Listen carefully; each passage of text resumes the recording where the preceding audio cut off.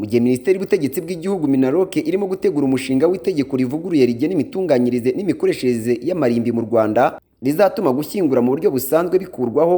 Uwo mushinga ukaba uteganya ko gushyingura hazajya hakoreshwa ibikoresho bibora vuba ndetse no gutwika imirambo. Ibi ni bimwe mu bitekerezo by'abaturage baganiye na B+ TV bigaruka kuri uyu mushinga bavuga ko hari ibyo uzakemura nuramuka wemejwe. Ubundi umuntu aba yarangije gupfa, ubwo umwanzuro bafata bajya bawutwika, hari byinshi bawuje gukemura kubera ko aho bashyingura habaye hatoya, ubutaka buri kugenda bugabanuka, n'ibiciro byaho ni birebire, amafaranga ni menshi. Hari igihe umuntu apfusha umuntu udafite n'ubushobozi bwo kugura isanduku cyangwa ngo agure n'iryo rimbi, rero bamutwika da. Nk'abasilamu bo bashyingura nta sanduku nibo bashyingura. Hari nk'abatabona iyo serikeyi, nimba bawutwika bakaguha iryo vu kurishyingura ntabwo byakugora nk'umuntu waguze serikeyi. Kuri uko gutwika no gushyingura urumva ibiciro byajya hasi.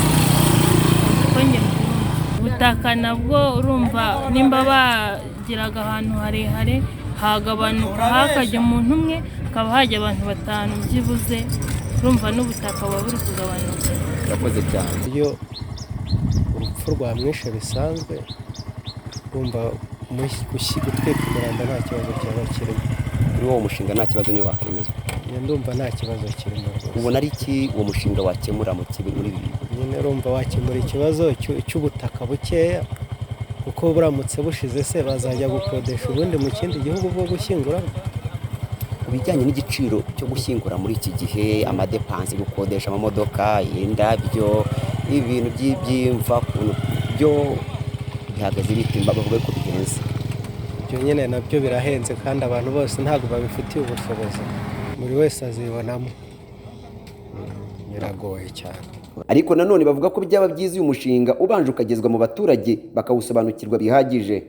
Inteko nshinga amategeko uko byagenda uko ariko kose birasabwa kugira ngo babanze babyinjize mu baturage, mu binyamakuru cyangwa se no mu biganiro, ku buryo umuturage wo hasi yumva ko atari ibintu bikomeye cyane cyangwa se bizaba ariko yarabanje kubimenyeshwa abantu barabyumvise. Ibitavugwaho rumwe na bose kuko ari abavuga ko uburyo bwari busanzweho bwabafashaga kwibuka ababo. Cyaba cyiza aho gutwika umuntu witabye Imana, ntago ubuzongera nibura kuvuga ngo namushyize ahangaha, ariko urabona nk'ahangaha baba bashyize, urabona ko nibura umuntu agira gutya akaza kwibuka umuntu we akavuga ati reka njye kumureba mbese mwibuke.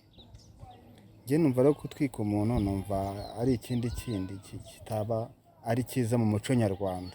Iyo aje kumwibuka yibuka ibikorwa byiza cyane nk'umubyeyi wawe, cyane nk'umuvandimwe wawe, wibuka iminsi mwamaranye, ya minsi myiza, cya gihe mwaganiraga cyangwa ibikorwa yagukoreye. Icyo gihe urabyibuka nawe ukavuga uti nanjye ndamwigiraho kuri ibi yasize akoze, nanjye nshobora kumwigiraho nanjye nkabikora.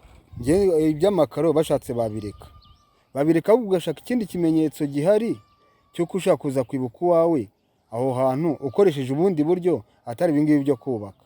Gutwika bakabyihorera kuko gutwika. Ibi kandi bigarutsweho mu gihe abadepite baherutse gusaba guverinoma gukemura ikibazo cyo gushyingura mu buryo buhenze, ibintu binaniza abaturage ndetse bikangiza n'ubutaka. Uyu ni Depite Ruku Rwabyoma uvuga ko hagashyizwa amarimbi hari hakwiye gushyirwa imirima y'ibigori. Turavuga ngo gushyingura bisigaye bihenze, reka mbabwire uko bidakwiriye guhenda. Ndumva twageze mu furu, twageze mu nkwi n'iki, ntibikwiriye kuba kuriya. Dufite tekinoloji, incinerator, baragushyira mu incinerator mu minota 2 akavuka araturuka hariya uragiye. Ntabwo bihenda, birahendutse. Tugomba banyakubahwa nkasaba yuko ahubwo dukwiriye kuba abambere mu gutinyura abanyarwanda. Usigaye ubona some institutions, birababaje. Some institutions, ejo bundi ahantu twagiye Rusororo, mbona ahantu ntihariya se nubwo tugiye epfo mu Kabande, hari ahantu ruguru ko ndeba ari heza kuki tudahamba hari ngo hari na institution y'abantu abangaba bahari zavingiye ababo. Hakwiriye kuba haterwa ibigori, hakwiriye kuba hari ibintu nk'ahariya. Hari hakwiriye kuba hari productive ngo hari reserved aba bantu, ntawe ukwiriye kujya kuri reserving umwanya ungana kuriya, ukwiriye kuba uri productive, tugatinyuka tukava muri izi mentalite. Ntabwo waba ugiye kandi niba ugiye ngo unahende, ne contradiction. So mureke dutinyuke banyakubahwa nk'ahandi hirya no hino. Ntabwo ari ibya abantu bamwe baturutse twigira no mu bandi. Iyo ugiye hirya no hino imico hari ukuntu yagira amaginga, ubonye ibintu byiza dukwiriye nabyo kubyadoputinga no kugera gukoresha nka incinerator ari byo bavuga ngo ni ugutwika. Bavuga gutwika ukumva ni ibintu biteye ubwoba. It's lovely. Ndasaba yuko muzagira mu byo muzigaho mureba, muzanasure funeral homes, muti turenda kwiga ku funeral homes, model ya funeral homes. Ni ahantu heza cyane basomeramo misa. Abasilamu bajyayo, abagatolika bajyayo, abadiventisiti bajyayo, indians bajyayo. Haba hari so lovely. Tukagira iyo community y'aho abantu basezera kubaho.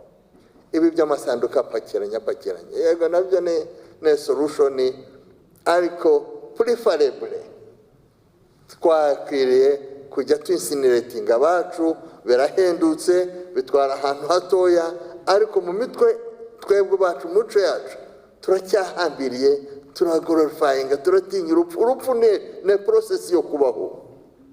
So tubanze natwe kandi tuzajye tuvuga ibyo dushaka bazadukorera, baje abo twicarana. Ariko wowe ushaka ngo bizagire bazagutwike cyangwa uzi ko tukibigira ibanga, turatinya. Ni ikintu kidadiscuss, kandi twese tuzapfa. Mwumve iyo contradiction, twese tuzapfa. Tubitinyuke tuvuge uko tubishaka, ntituzajye tunaba umugogoro mu gutekereza kubo dusize inyuma. Ubusanzwe itegeko nimero 11 agakoni kaberamye 2013 ryo kuwa 11 Werurwe 2013 rigena imitunganyirize n'imikoreshereze y'amarimbi mu Rwanda, rigena ko ubutaka bwashyinguwemo bwongera gukoreshwa mu myaka 10. Ariko aha akaba ari igihe bashyingwe hifashishijwe ibikoresho bibora vuba bitandukanye n'abashyingura bifashishije ibikoresho bitabora birimo nk'amakaro, amabati, ferabeto ndetse n'ibindi. Mu mwaka 2015 nibwo hasohotse itegeko rya Minisiteri ufite umuco mu nshingano ze rigena uko imirambo izagitwikwa. Iri teka rikaba rivuga ko gutwika imirambo bikorwa hifashishijwe ifuru yabigenewe, igomba kuba ifite amashanyarazi kandi ufite umuriro uhoraho ku buryo budahagarara, ariko nanone akaba n'imashini y'agateganyo isimbura amashanyarazi igihe yabuze. Buri wese azibonamo, biragoye cyane. Alan Nkotanyi Gashiramanga kuri B+ TV.